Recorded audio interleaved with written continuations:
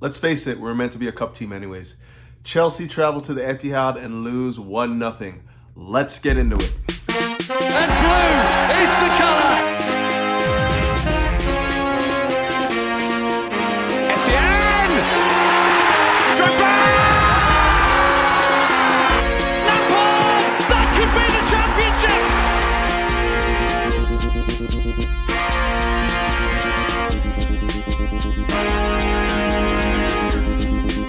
Greetings! Welcome back to Couch Critic with me, Dennis P. And for those of you that don't know, this is another Chelsea match review, but more specifically, a tactical synopsis of Chelsea's performance against Man City at the Etihad Stadium. But before I get into all that, I want to let you guys know about my sponsor. They go in the name of Major League Socks. And fellas, if you ever want to walk in the footsteps of greatness, you know what to do. Hit them up because the link will be in the description. Okay, so Chelsea traveled to Etihad Stadium to play Man City in the early kickoff on Saturday and emerged 1-0 losers.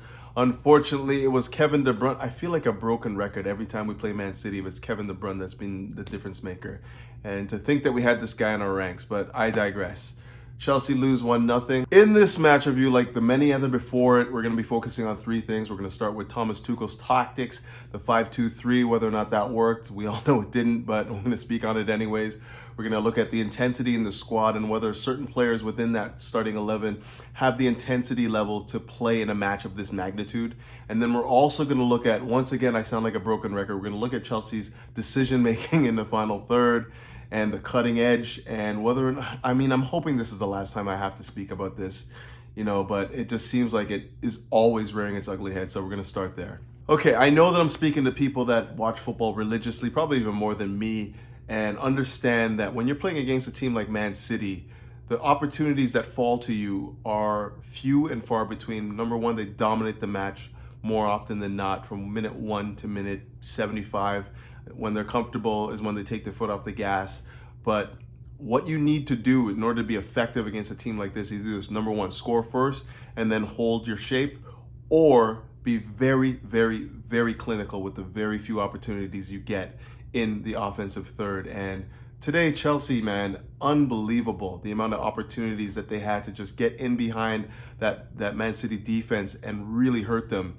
And, you know, just like the incisive passes to get them in behind, to get that, to get the goal scoring opportunities. The decision making in the final third was just so poor. But even before that, I want to speak on this one instance in particular because there wasn't really that many in this game to speak of. It was a horrendous game for Chelsea from an offensive perspective. But that one chance in the first half, actually there was two I want to speak on, but I want to start with this one. Where Ziyech gets the ball, Chelsea produce great turnovers. Obviously, I think N'Golo Kanté wins the ball in midfield, gets it to Ziyech. Ziyech has acres of space to play it into. Obviously, Man City's playing their high line. All he has to do is just tap it into space, and Lukaku's in 1v1 on goal against Ederson. And of course, gets on the ball, rush of blood to his head. Oh my God, I have to play this ball perfectly. And he shoots it 20 yards away from anybody, goes right into the keeper. These are the types of things that when you're playing for Chelsea, when you're one of our three offensive weapons on the pitch, and you get an opportunity to play in your striker and you do that just speaks to quality at this point in time. This is the type of quality that we can't have at this club. Because like I said, in the final third, we need to be so clinical when we're playing against, and efficient when we're playing against a side like Man City. If you're giving away the ball like that when you have an opportunity to score goals, it's just poor. And, you know, that wasn't the first time we saw it.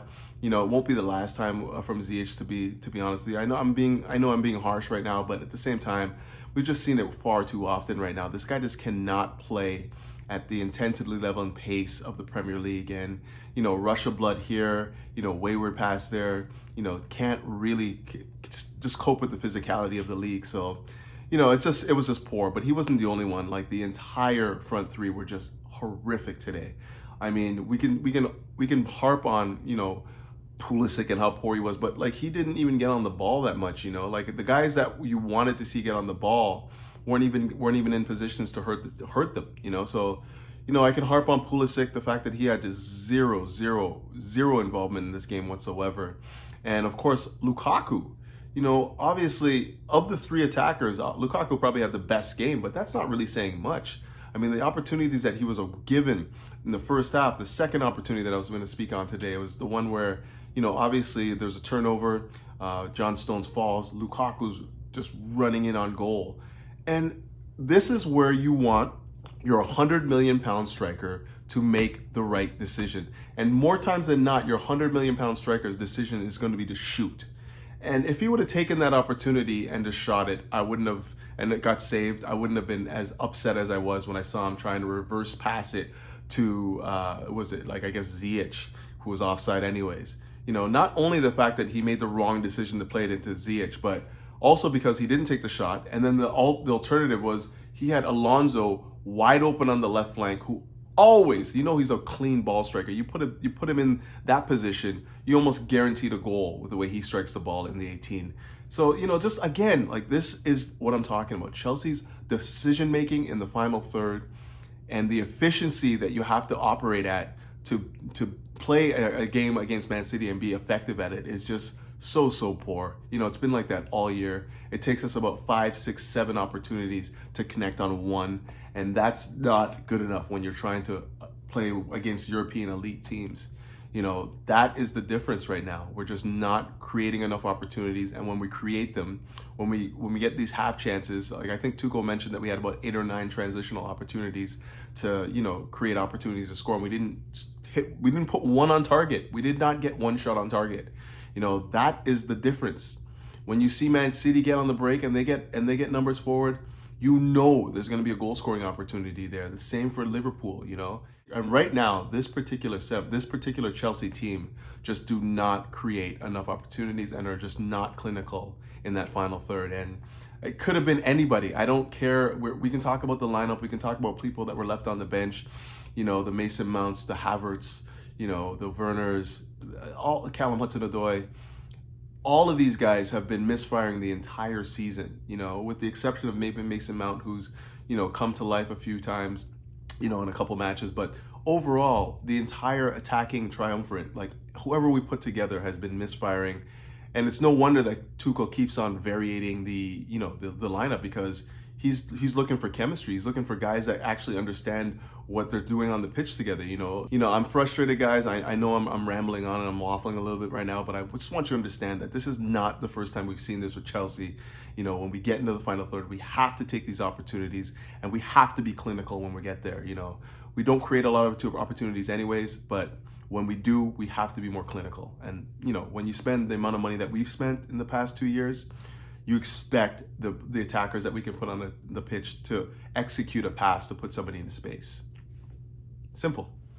Now, I can't really leave that alone because there's just such a major talking point in this game. Obviously, Chelsea did not look to really impose themselves on Man City at all throughout the match. They played that 5-2-3 with N'Golo Kante and Kovacic basically sitting and taking away basically their strongest attribute, which is their ability to, get up and down the pitch, press, win the balls and whatnot. I thought they were both probably decent considering that they were so static in the midfield for the most part.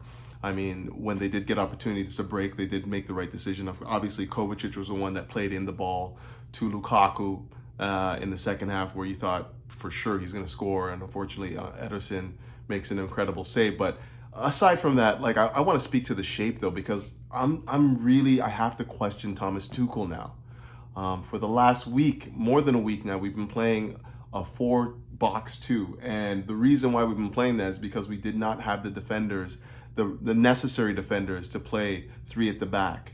And in this particular game, he elects to play, a 5-2-3.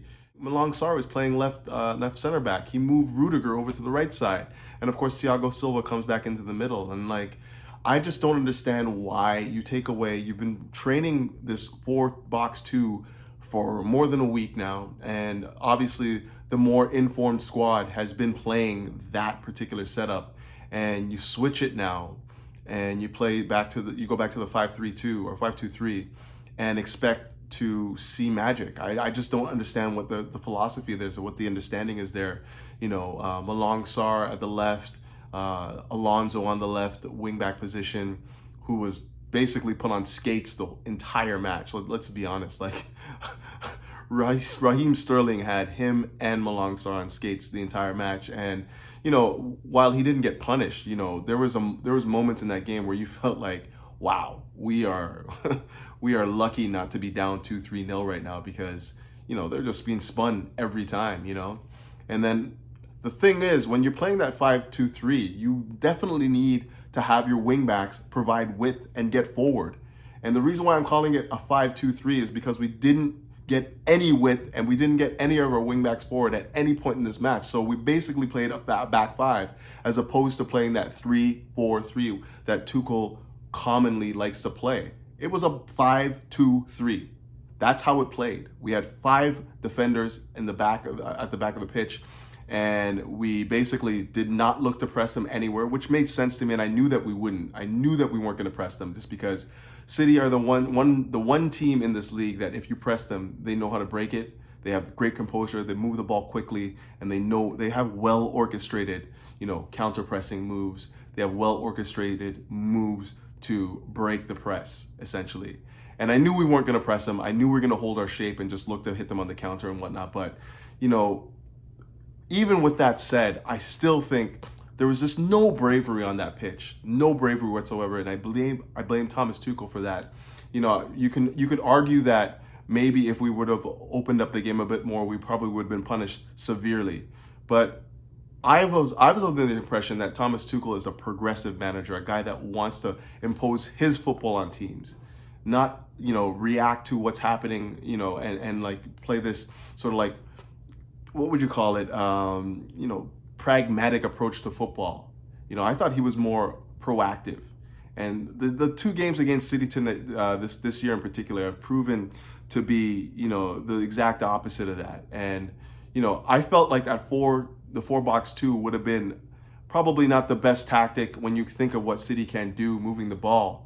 But in terms of giving them something else to think about, giving them something else a threat going down the pitch, that was what I was mostly looking after. The idea that like we could destabilize the game and have it be a little bit more helter-skelter. I mean, he said it in his pre-match presser that maybe having a destabilized game is not necessarily that bad approach, because when you give them 60-70% of the ball, eventually they're going to hurt you anyways.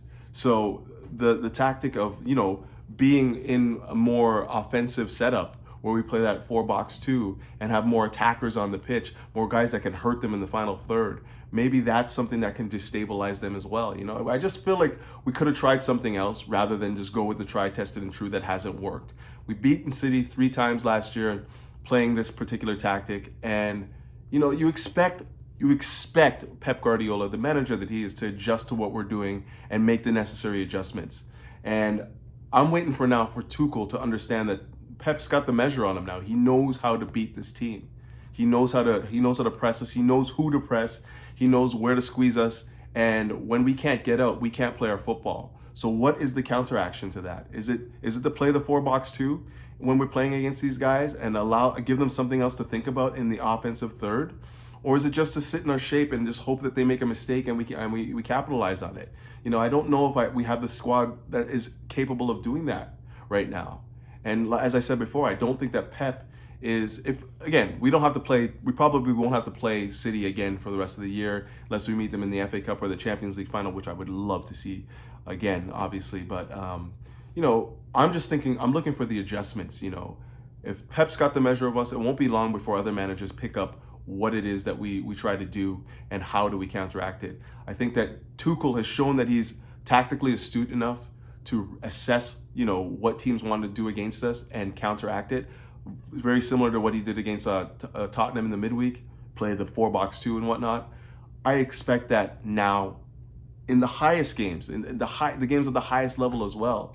More bravery on the ball, And, granted, he left a lot of guys off the pitch today, rightly so. I didn't think that Mason Mount deserved to start. And maybe Kai Havertz is probably not 100%, but it just seemed to me like the substitutions also were not very inspiring. We played the exact same way. Obviously, City took their foot off the gas and we had a little bit more room to get forward, but we played the exact same way with no cutting edge in the final third. And, Tuchel has to recognize what he has in this team and play to the strengths of this team more so than, playing a pragmatic approach when we're playing big teams like Man City. I just want to see us go toe-to-toe with these teams. I think we have enough attacking talent that we could at least open up the game a little bit more and go at these teams. It's time to do it. Take the handbrake off.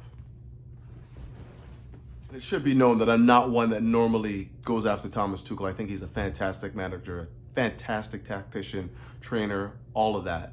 And he's the guy that has gotten us to the point where we feel like we can even challenge these teams right now. He's the reason. I'm a firm believer of Thomas Tuchel, his tactics, his approach to games. More often than not, it was just this particular match. I feel like we could have been a little bit more progressive. And, a part of the problem with that too was just the intensity in some of the members of the squad. When you're playing a match of this magnitude, you need guys that can match the intensity of the game. And when you look through 1 through 11, I mean, you could look all over the pitch and see that there's certain guys that you don't want playing for you when you have a match of this magnitude. Kepa, obviously, I would say the goal kind of was his fault, just based on the fact that, he took a step the wrong way and tried to lunge back the other, and he doesn't really necessarily have the longest arms. I mean, that's physio. You can't really say anything about that. But, outside of that, I thought he played a fantastic game. He kept us in it, for the most part, but again, a guy that you don't necessarily, actually, let me take that back. I thought he had a really good match, a really, really good match, despite giving up the goal. I thought that he understood what City were doing with their press and looked to launch it long more times than not, because we were having so much trouble breaking their press when we played it out from the back. And more than a few occasions, I thought Kepa recognized that and went long. And, obviously we were unable to win any aerial duels. Our £100 million striker lost every single aerial duel he went up against. John Stones and Laporte, for God's sakes. He lost 7 aerial duels. Unbelievable. It was like he had cinder blocks for shoes, for football cleats out there. But anyways, I digress. The thing was, whenever we played, we tried to play out from the back. The problem that I noticed was the left side had no ability to break their press. Absolutely none. Every time we tried to break their press on the left, we turned it over and it came right back at us. The right had a little bit more luck. The right had a little bit more success doing breaking their press. The likes of Alonso, the likes of Azpilicueta, Rudiger, Conte, to a certain degree Pulisic. All of those guys were actually quite decent at breaking the press. We got through the first wave, and then when we got into the second wave, the problem that we ran into is that we always just, instead of trying to progress the ball forward, we pass it back again. And as soon as you start passing it back, looking for space, it invites the press on again. So we have to go through the rigorous work to try and break the press again, to try and advance the ball. And, you do that 2 or 3 times in one move, and, eventually they're going to get you, and you're going to turn over the ball. And eventually they did, and it was right back at us. So, that's the level of intensity that I think that we were not playing at. We were just playing so safe all the time. And again, I want to go back to a few players that we had on the pitch and evaluate whether or not these are the types of guys that you want in these high intensity matches. Malang Sarr, I guess in his case, this is probably the first time he's played in a match of this magnitude for Chelsea. And, you have to, you have to learn how to play in them somehow, so it's not something that you just get through osmosis. So I can understand why Tuchel wanted to play him. And to be honest with you, he looked okay in the last couple matches that he's played for us, like good in possession, strong in the tackle and whatnot.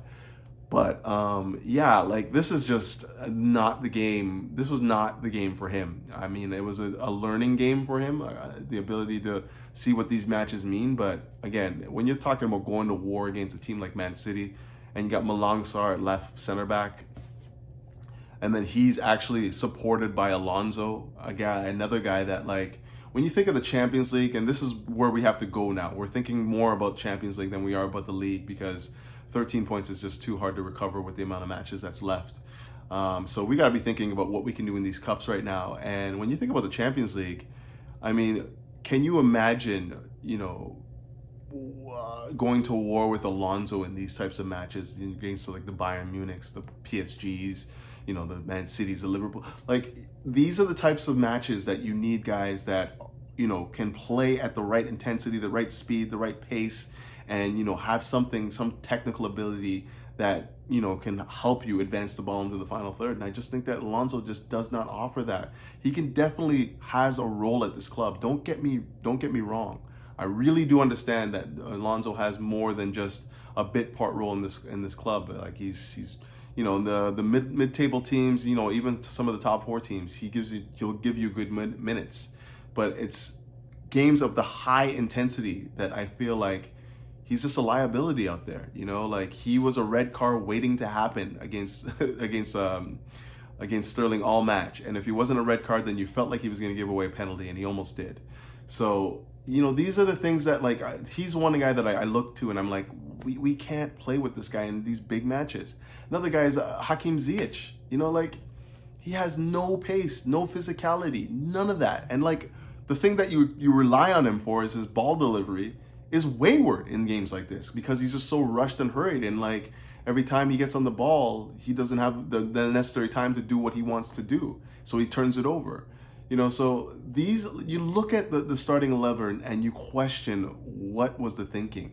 You know, what was the thinking of the manager when you have these guys on the pitch? You know, Pulisic, another one. You know, obviously I think that he had the pace to stretch City and get in behind. He's probably the only attacker that possesses that sort of pace, other than maybe Timo Werner, who, I mean, hasn't been in form in quite some time now. So, you know, I understand. I can sympathize with Thomas Tuchel, the fact that he doesn't necessarily have any real players firing right now. But, like, these matches require real effort, real intensity, real, you know, pace and power, and we just didn't have enough of that today, unfortunately.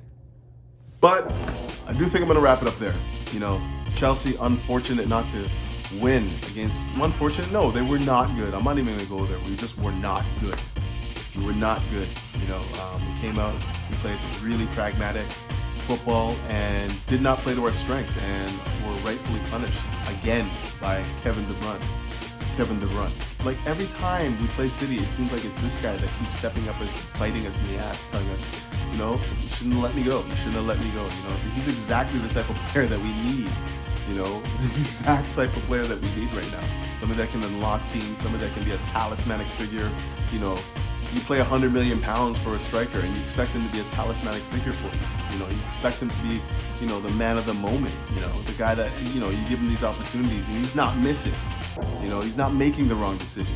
You know, he's taking it and he's scoring. And this is the problem that we have right now. We have a striker that we've paid a lot of money for, and we've invested a lot into, and he doesn't really offer us, you know, that talismanic figure that we were looking for. You know, that's basically what we're after. We're hoping for somebody to just glue together all the parts and make us, you know, a cohesive attacking unit. And Lukaku just, for lack of a better term, just isn't that. He isn't that type of striker for us. I'm sure he'll bank some goals, but, you know, when the chips are down and, you know, we're not being able to create opportunities, can he create opportunities on his own and score for us? You know, that's what Thomas Tuchel said in his post-match. And, you know, it was, all of his venom was directed at that front three, that entire match. You know, Pulisic, non-existent. Ziyech, wasteful in possession. Lukaku, his compete level, his decision-making, poor. You know, like, you can't have that when you have, you know, when you're playing a match like we're playing against City. You have to have guys that, you know, could be talismanic, you know, and take the game when it's there to be had, you know. And unfortunately we didn't have that today, but we moved, you know. We're now a cup team. That's a fact. We are a cup team now. We are in the final of the Carabao Cup. The opponents yet to be seen. It's either Liverpool or Arsenal.